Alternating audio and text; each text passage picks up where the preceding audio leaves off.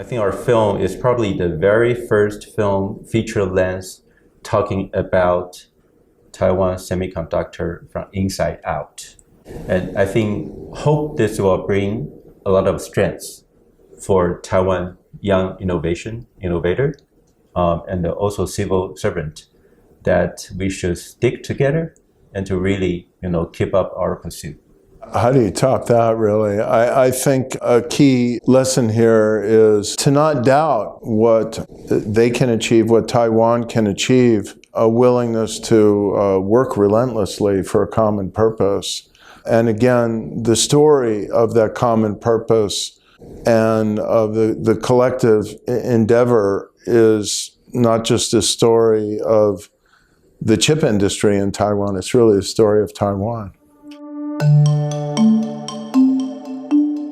I'm Ben Tsiang. I'm the producer of A Chip Odyssey. I'm Larry Diamond. I'm a Senior Fellow at the Hoover Institution and the Freeman Spogli Institute for International Studies. I co-led a Being Overseas Studies Stanford course to Taiwan this summer with 16 undergraduates, and we had the joy and privilege of seeing this remarkable film, Ben, and being able to visit with you then, this summer. And by the way, I'm also alum from Stanford. I'm the grad, 1992, and co-founded CINA, and then co-founded CNEX. That's a documentary platform. That's Okay. where we are today. I think for technology, like semiconductor and democracy, they all take some very special characters. You need to have a trust. You need to have very good participation and resilience, because things are moving too fast, right? So somehow there's some common value that make Taiwan become such a powerful supplier and chip maker for the worldwide. I think conviction is really a strategic asset of Taiwan to be that role.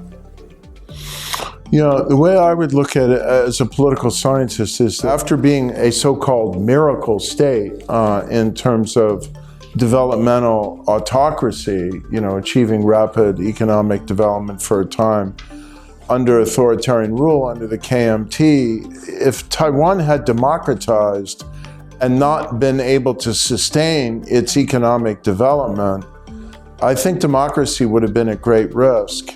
And it's not only been able to sustain economic development and join the club of basically rich, industrialized countries under democracy over the last, I would say, 29 years, but it's really been able to thrive and accelerate prosperity. So I think prosperity has helped to secure and consolidate democracy and put forward Taiwan as a great success story. And democracy has seen the extraordinary value and energy in economic and social and research sense of the chip industry, and has helped it grow and thrive and rise to global leadership.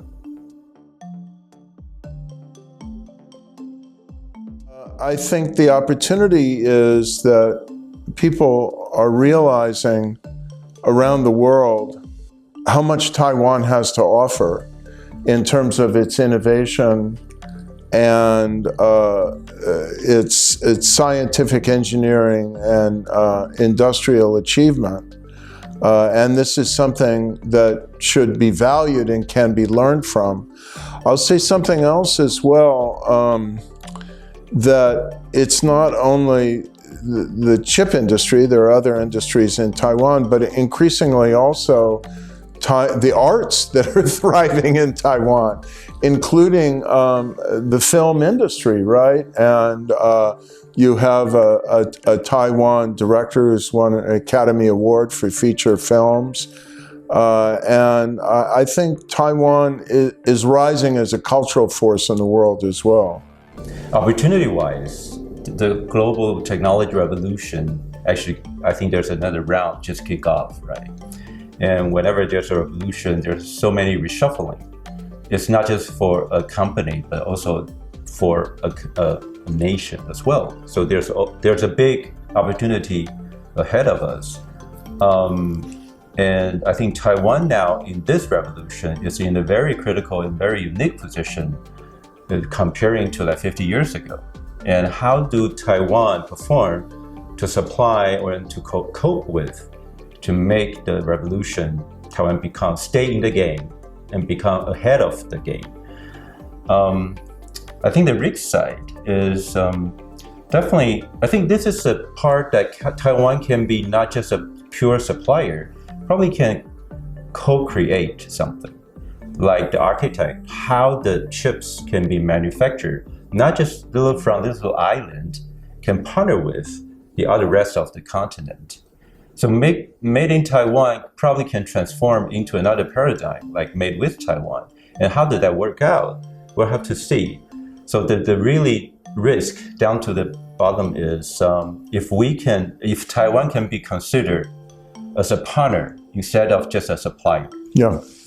Then I think if only the supplier, that'll be a risk. The state in Taiwan has played a facilitating role in Taiwan's market miracle. And I think if the state has a proper role of facilitation, but not direction, I think that's a kind of creative balance that other states can emulate.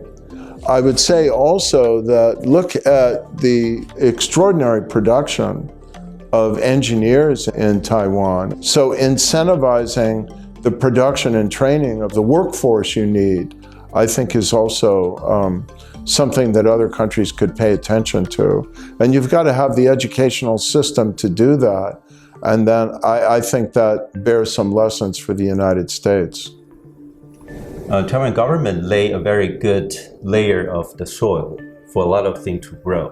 I think the talent, education, and some very good strategic or tough decision, and also strategic partner with the Taiwanese or so-called Chinese diaspora by then. I think the governance is it's a hard word, but there's a lot of soft side that can really make a miracle. There's a lot of mindset behind in the past 50 years that we saw. There's a lot of faith, there's a lot of conviction, there's a lot of resilience. So we think, I see from our film, to really build from our survival mode. Taiwan has been always in the survival mode. We learn to adapt. Because Taiwan does not have the luxury of size, don't have the luxury of stability or certainty, and that happened to be a good character for the technology shift. The news report talking about the hard fact, talking about the numbers, stock price, and the factory and technology, but not really talk about the human behind it. I think our film is trying to humanize Taiwan. And I think also that's important for Taiwanese as well. It's quite a personal and interpersonal drama of a series of friendships, of cooperation, of trust, of collective risk-taking, and collective imagination, and deep commitment not only to the enterprise in the sense of a collective endeavor, and the enterprise in the sense of private enterprise, a company, but also a commitment to a common purpose, and then with the deep creative and technical talent that they were able to mobilize together. And I do absolutely agree that this humanizes the Taiwan story and it humanizes the chip industry. Don't underestimate ourselves. There's a lot we can offer since now.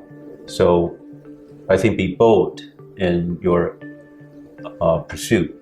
And again, the story of that common purpose And the collective endeavor is not just a story of the chip industry in Taiwan, it's really a story of Taiwan. And our film is talking about the half century, the 5 decades stories.